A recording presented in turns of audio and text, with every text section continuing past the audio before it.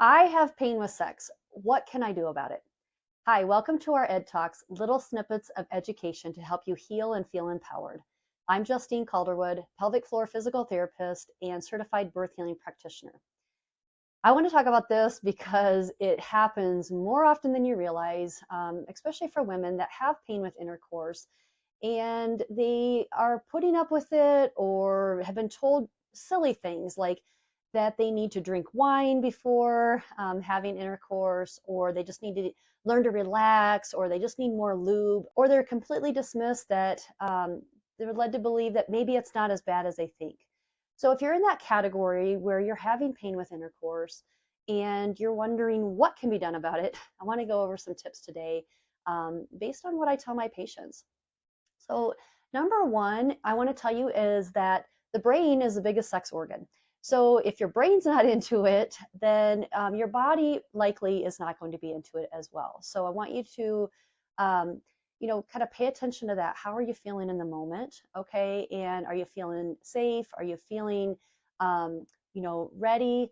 So, that's one of the things we're going to explore a little bit. But for this video, I also want to just lay some groundwork that I'm talking about penetrative vaginal intercourse. So it might be penetration with a penis or a sex toy or like fingers. Okay, so I just wanted to lay the groundwork on that. Number one is I want to tell you is try breathing into your holes. I know that sounds a little vulgar, but basically what I want you to do is practice some down training of the pelvic floor muscles. And so basically, what you would do is just breathe into your belly button, breathe into your vagina, breathe into your anus. And ideally, if you can breathe into all of those areas at the same time, you're kind of expanding your breath and allowing the area, your lower abdomen and your pelvic floor area, to actually relax instead of maybe being tensed up. There's a lot of people that naturally hold a lot of tension in their lower abdomen, into their pelvic floor, or into their glutes, and they're kind of clenching and they don't even realize it. So give that a try, just breathing into your holes. If it's hard to distribute that breath into all of those areas at once, practice one hole at a time and see what kind of awareness you have and how well you can actually relax. Your breath, as it comes down, those muscles should actually relax and kind of elongate and lengthen with the inhale in. So if you're not able to do that, practice and you will become better at it. Number two is basically using that breathe into your holes and apply it during your times that you want to be intimate. So what that means is maybe right now it's not part of your routine. And maybe you need a little extra time to prepare, not only mentally, kind of get your brain in there, like maybe some visualization, looking forward to your sexual activity, right? Kind of visualizing, what does that look like? What is it going to be like? That kind of thing can help you get your body prepared. And then if we bring the breath work into that, it can look like lying down, maybe, or sitting, but breathing in and allowing your body to actually relax. So I would start with your legs closed, so that way you feel safe and comfortable, and then you might kind of like allow the legs to open up. Now this can be done with or without a partner, by all means, but breathing and kind of preparing yourself for sex. Third thing is with that, making sure you have plenty of time, plenty of foreplay. If you're a female, like we need a little bit more time usually than our partners. If you have a male partner, so sometimes they're just ready to go, right? They're just like, it doesn't take but 2 seconds for them to be ready. Where it's okay if it takes you a little bit longer to get in the mood, and you may need to tell your partner that, hey, this is going a little too fast for me. I need some more time. I need more touch. I need more attention. Whatever you need, express that to your partner. Okay. And it might look like maybe touching, maybe oral sex, something like that, where you can feel like you're ready. If the tissues are tensed up and you feel like you're in a way almost violated, you're not going to feel ready. And that can cause some pain into the pelvic area. Number four is try orgasming before your partner, before penetration. Okay.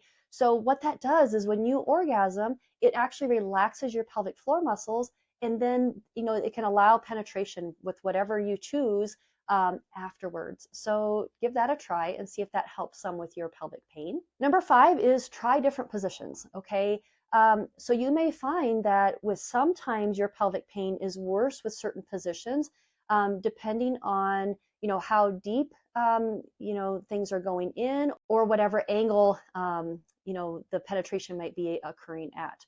So with that, what I would say, if you're female and you basically being on top, where you have more control of the speed and the angle, and how you can move your hips, may make a big difference for you. So give that a try. Another suggestion would be try sideline, whether that be facing towards your partner or facing away, but just experiment a little bit with different positions and see if maybe you're able to do some positions and other positions are still painful, but at least you have something to work with. Okay, give that a try. And then number 6 really is, please communicate this to your partner. Okay, there's a lot of women that I work with that they're embarrassed about this. They don't know how their partner's going to respond, and they may not be a person that necessarily speaks up for themselves to begin with. And this might not even necessarily be confined to the bedroom, but maybe if you're a person that has a hard time speaking up for yourself and your needs, you might be inclined to almost like not say anything. You don't want to inconvenience anybody, or it might feel really uncomfortable to speak up for your needs.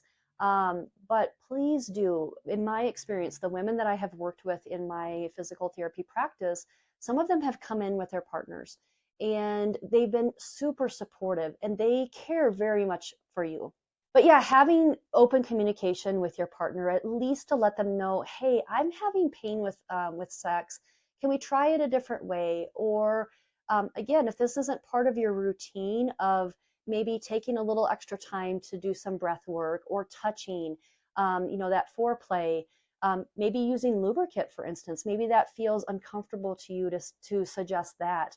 But I'm telling you, if you're with somebody that you're being intimate in this way, please speak up for yourself. They want the best for you as well. So there were quite a few tips that I have just off the top of my head. It's not all of the things that I go over with my patients. It's not all of the ways that we help with pelvic pain, but it's some of the bigger ones that may help you right here, right now. If you want some more help with this, if you want to dive a little deeper and you want help with figuring out maybe why you're having pelvic pain or pain with intercourse, I would love to help you. Okay, go to our website, healingspotpt.com, and choose whatever option works for you.